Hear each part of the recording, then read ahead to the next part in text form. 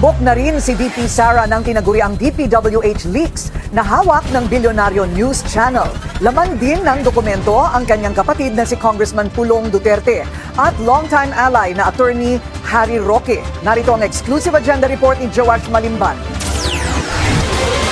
Aabot sa 16 line items worth 1 billion pesos ang umano'y requested projects ni Vice President Sara Duterte sa 2020 DPWH budget habang nakaupo siya bilang alkalde ng Davao City.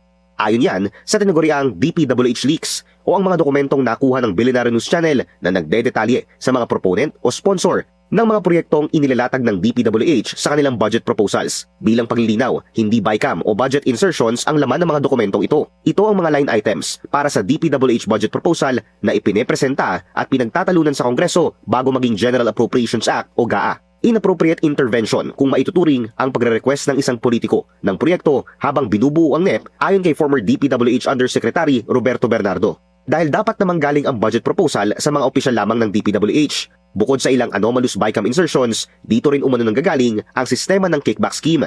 Yuse Cabral would tell me that she would communicate and meet legislators to inform them of the amount of their allocations and ask them for titles of projects that they want to include in the DPWH budget. Sa pagsuri ng Bilyonaryo News Channel, tumagos sa 2020 GAA ang 16 requested projects ni VP Sara. Dalawa rito nakalista sa pangalang Mayor Sara Z. Duterte /RD Alan Borromeo, Region 11.